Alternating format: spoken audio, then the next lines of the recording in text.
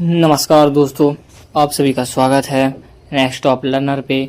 तो आज हम देखेंगे कक्षा 12वीं हिंदी त्रैमासिक परीक्षा 2027 के महत्वपूर्ण प्रश्न देखेंगे, जो पेपर में बहुत चांस है और अर्धवार्षिक और वार्षिक इन सभी के लिए इम्पोर्टेंट क्वेश्चन हैं।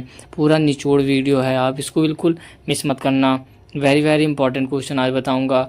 अगर आप चैनल पे नए हो तो चैनल को सब्सक्राइब कीजिए और शेयर कीजिए, और हमारे चैनल पे आप एक बार प्लेलिस्ट चेक कर लें। प्लेलिस्ट में आपको important question physics, chemistry, biology का मिल जाएगा। तो चलिए शुरू करते हैं। काव्य खंड महत्वपूर्ण प्रश्न देखेंगे, काव्य खंड का 2 अंकीय का। तो सबसे पहला क्वेश्चन है, सगुण और निर्गुण धारा में अंतर स्पष्ट कीजिए। सगुण और निर्गुण धारा में अंतर बहुत बार पेपर में देखने को मिला है, प्रीवियस ईयर में आप देख लेंगे। पूरा मतलब बहुत बार रिपीट हुआ है क्वेश्चन, इसलिए अब इसको पूरा कंप्लीट कर लेना। इसके बाद देखें प्रश्न 2 प्रगतिवादी कवियों के नाम और उनकी एक एक रचना का नाम लिखिए। बहुत ज़्यादा इंपॉर्टेंट क्वेश्चन है।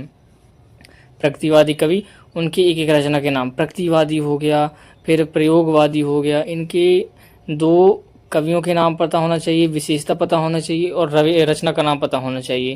तो ये 3 क्वेश्चन हमेशा पेपर में पूछा ही जाता है, ठीक है, इसलिए आप इनको बिल्कुल से कंप्लीट करके ही जाना। इसके बाद छायावाद की 2 विशेषताएं लिखिए। मैं बताया ना कि प्रगतिवादी, प्रयोगवादी, छायावादी इंपॉर्टेंट क्वेश्चन है बहुत ज़्यादा। इसके बाद एक और बहुत ज़्यादा इंपॉर्टेंट है, ये सभी 2 नंबर के हिसाब से तैयार करिएगा कि जैसे कि आधा पेज भर जाए।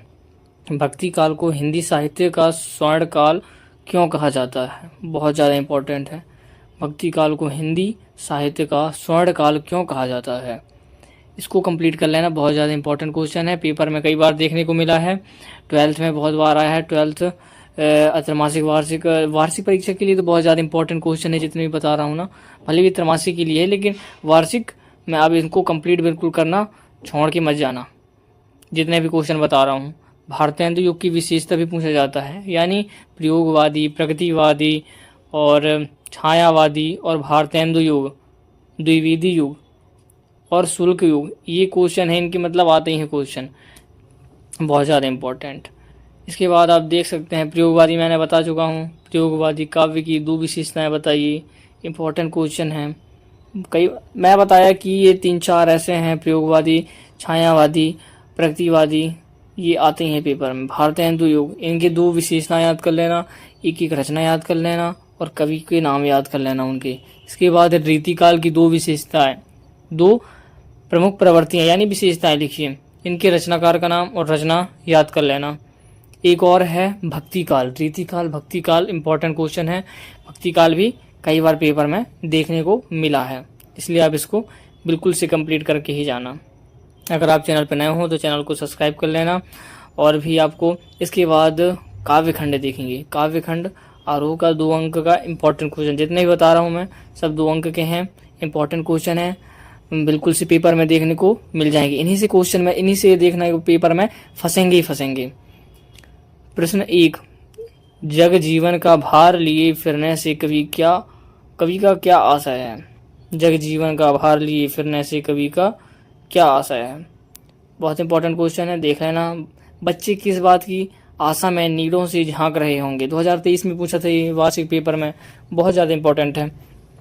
इसके बाद है प्रश्न 3, शीतलवाणी में आग के होने का क्या अभिप्राय है? 2022 में देखने को मिला था ये वार्षिक परीक्षा में। तो आप इनको बहुत, मैं जितने ही बता रहा हूँ बहुत ज़्यादा इंपॉर्टेंट क्वेश्चन है, आप इनको कंप्लीट करके ही जाना है। ये 3 क्वेश्चन है, बहुत ज़्यादा इंपॉर्टेंट है, और भी नीचे जितने ही बता रहा हूँ सभी इंपॉर्टेंट क्वेश्चन हैं। आप एक नोटबुक में, कॉपी में नोट करते जाना, लिखते जाना, फिर इनके आंसर देख लेना। बिल्कुल से आप इनको अगर कर लो तो पूरा चैप्टर कवर हो जाएगा आपका। इन्हीं मतलब यही आते हैं क्वेश्चन, इनके बाहर से नहीं आते। प्रश्नों के साथ साथ वे भी उड़ रहे हैं, बच्चों का उड़ान से कैसा संबंध बनता है?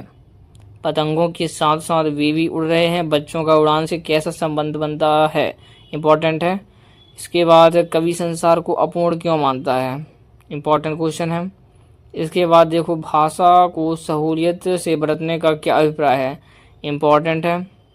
इसके बाद देखें प्रश्न 7, उड़ने और खिलने का कविता से क्या संबंध बनता है? इंपॉर्टेंट क्वेश्चन है। इसके बाद देखो प्रश्न 8, कवि जग का ध्यान क्यों नहीं करना चाहता? कवि जग का ध्यान क्यों नहीं करना चाहता? इंपॉर्टेंट क्वेश्चन है। जितने भी इंपॉर्टेंट क्वेश्चन ये इस स्क्रीन पर दिख रहे हैं सभी को नोट कर लेना। 4, 5, 6, 7, 8 ये भी इंपॉर्टेंट क्वेश्चन है, पेपर में कई बार देखने को मिला है। ये रिपीटेड क्वेश्चन है, कई बार पेपर में आ चुके हैं ये। इसके बाद देखो प्रश्न 9। प्रश्न 9 क्या कह रहा है? थका हुआ पंथी किस कारण जल्दी जल्दी चलता है? थका हुआ पंथी किस कारण जल्दी जल्दी चलता है? इंपॉर्टेंट क्वेश्चन है, कंप्लीट कर लेना, पेपर में कई बार देखने को मिला है। इसके बाद कैमरे में बंद अपाहिज कविता को आप करुणा की कविता मानते हैं? क्या क्रूरता की तर्कसंगत या क्रूरता की तर्कसंगत उत्तर दीजिए। यानी क्वेश्चन है कि कैमरे में बंद अपाहिज कविता को आप करुणा की कविता मानते हैं या क्रूरता की, इसको बताना है। हम समर्थ शक्तिवान और हम एक दुर्बल को लाएंगे पंक्तियों में माध्यम से कवि ने क्या व्यंग किया है? ये इंपॉर्टेंट क्वेश्चन है। ये सभी जहाँ से आप संदर्भ प्रसंग करते हो वहीं से ये क्वेश्चन बन जाते हैं, उन्हीं लाइन से। इसके बाद देखिए व्याख्या, संदर्भ प्रसंग पूछता है। संदर्भ प्रसंग के लिए महत्वपूर्ण व्याख्याएं देखेंगे। 4 अंक का आता है क्वेश्चन, 3 नंबर का ही मिल जाता है, 4 नंबर का भी आ जाता है। मैं जगजीवन का भार लिए फिरता हूँ, ठीक है, तार लिए फिरता हूँ। और भी इसकी आगे है, आपको किताब में एक बार देख लेना। मैं जगजीवन का भार लिए फिरता हूँ, फिर सांसों का तार लिए फिरता हूँ, इस टाइप से होगा, आगे आप देख लेना। फिर इसके बाद में मैं निज रोदन में राग लिए हृदय में हाहाकार लिए फिरता हूँ, एक बार आप किताब में मिला लेना, इम्पोर्टेंट है। फिर इसके बाद बात सीधी थी पर एक बार भाषा के चक्कर में थोड़ी टेढ़ी हो गई, इंपॉर्टेंट क्वेश्चन। ये तीनों को आप कंप्लीट करके जाना है। संदर्भ प्रसंग ऐसा है कि आप सभी चैप्टर का कंप्लीट कर लें तो अच्छा रहता है। सभी चैप्टर का एक बार देख लेना, इंपॉर्टेंट क्वेश्चन वेरी वेरी है। इसके बाद देखें कवि परिचय, 3 अंक का 100% है कि आता ही आता है। पहला तो हरिवंश राय बच्चन त्रैमासिक में देखने को तो मिलेगा ही। इसके बाद आप वार्षिक के लिए भी इसको कंप्लीट कर लेना। इसके बाद रघुवीर सहाय, ये भी इंपॉर्टेंट क्वेश्चन है, तो ये 2 आप कंप्लीट कर लेना। इसके बाद देखें गद्य साहित्य का इतिहास, प्रवृत्ति एवं विकास क्रम, 2 अंक का है, इंपॉर्टेंट क्वेश्चन है, यहीं से इंपॉर्टेंट क्वेश्चन बताऊंगा। ग्रामर का है ये। आप देखते हैं भारतेंदु युग की निबंध की किन्हीं 2 विशेषताओं का उल्लेख कीजिए। रिपीट हो चुका है ये, भारतेंदु युग की विशेषता, कवि के नाम और रचना के नाम आप कंप्लीट कर ही लेना। निबंध किसे कहते हैं? बाबू गुलाब राय के अनुसार निबंध की परिभाषा दीजिए, इंपॉर्टेंट क्वेश्चन है। इसके बाद देखें आत्मकथा जीवनी में अंतर लिखी, रेखा चित्र और संस्मरण में अंतर लिखी, उपन्यास और कहानी में अंतर लिखी। ये 3 ऐसे हैं, और एक और है नाटक और एकांकी में अंतर होगा। ये 3-4 ऐसे क्वेश्चन हैं जो 100% 9वीं 10वीं 11वीं 12वीं सभी में इम्पोर्टेंट है, बहुत ज़्यादा पेपर में देखने को मिला है, इसलिए आप इनको कंप्लीट कर लेना। 2 नंबर का तो आप एक कन्फर्म ही समझो, ये है नाटक और एकांकी में अंतर। ये 4 क्वेश्चन अगर जिसने कर लिया यानी 2 नंबर पहले से तैयार कर लिया। गद्य खंड अब देखेंगे, 2 अंक का इम्पोर्टेंट क्वेश्चन। गद्य खंड से देखेंगे सबसे पहले प्रश्न 1 है। प्रश्न 1 देखेंगे, लगान ना चुकाने पर जमींदार ने भक्तिन को क्या सजा दी? लगान ना चुकाने पर जमींदार ने भक्तिन को क्या सजा दी? इस पर क्वेश्चन कई बार रिपीट हो चुका है, आप इसको कंप्लीट कर लेना। इसके बाद है भक्तिन का वास्तविक नाम क्या है, वह इसे लोगों से क्यों छुपाती है? इंपॉर्टेंट क्वेश्चन है, आप इसको भी कंप्लीट कर लेना। इसके बाद है परचेजिंग पावर से लेखक का क्या आशय है? बहुत बार रिपीट हुआ ये क्वेश्चन, इसलिए आप इसको भी कंप्लीट कर ही लेना। इसके बाद है भक्तिन की आ जाने से महादेवी वर्मा देहाती कैसे हो गई? ये भी बहुत ज़्यादा रिपीट हुआ है ये क्वेश्चन, इसलिए आप इसको कंप्लीट कर लेना। इनमें से मैं बता रहा हूँ कि 90% 80-90% तो क्वेश्चन फंसना ही फंसना है, पेपर में देखने को मिल ही जाएगा। इसके बाद है बाजार का जादू चढ़ने और उतरने पर मनुष्य पर क्या क्या असर पड़ता है? बाजार का जादू चढ़ने पर और उतरने पर मनुष्य पर क्या क्या असर पड़ता है? ये भी इम्पोर्टेंट क्वेश्चन है, आप इसको भी कंप्लीट कर लेना। इसके बाद देखें प्रश्न 5, आप इसको कंप्लीट कर लेना। इसके बाद देखें प्रश्न 5 के बाद प्रश्न 6, ठीक है। प्रश्न 6 क्या कह रहा है कि बाजार का जादू क्या है, वह कैसे काम करता है। इंपॉर्टेंट क्वेश्चन है, आप इसको भी कंप्लीट कर लेना है। ठीक है, प्रश्न 5 देख लो और प्रश्न 6, ये दोनों एक ही चैप्टर के हैं। बाजार का जादू क्या है, वह कैसे काम करता है, आप इसको कंप्लीट कर लेना। इसके बाद देखिए नेक्स्ट चैप्टर का है काले मेघा पानी दे से लेखक का क्या तात्पर्य है। लगभग आधा आधा पेज लिखना है, आपको नंबर मिल जाएगा। आधा पेज भी नहीं लिखो तो आधा से आधा लिखोगे तो मिल जाएगा 2 नंबर के हिसाब से। लेखक जयंत कुमार के अनुसार बाजारोपण से क्या तात्पर्य है।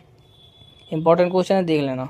इसके बाद देखो कि गद्यांशों की व्याख्याएं, भक्तिन वाला चैप्टर से आप देख लेना। भक्तिन को एक बार ऐसा करना कि 5-6 मिनट का एनिमेशन वीडियो देख लेना, यूट्यूब में सर्च मार के आपको आराम से मिल जाएगा। यूट्यूब में सभी अवेलेबल मिल जाएंगे। सेवक धर्म हनुमान जी से गदगद हो उठी, बाजार में एक जादू है, किसकी मानने वाला है। आप देख लेना, वो किताबें से हैं ये सब। किताब को एक बार पढ़ लेना, चैप्टर मिला लेना और पढ़ लेना। 5-5, 6-6 मिनट का वीडियो देख लोगे तो बन जाएगा।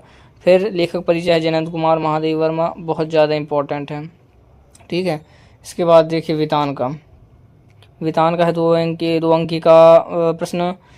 पहला क्वेश्चन है यशोधर बाबू जी की पत्नी समय के साथ ढलने में सफल होती है, लेकिन यशोधर बाबू असफल रहते हैं, ऐसा क्यों।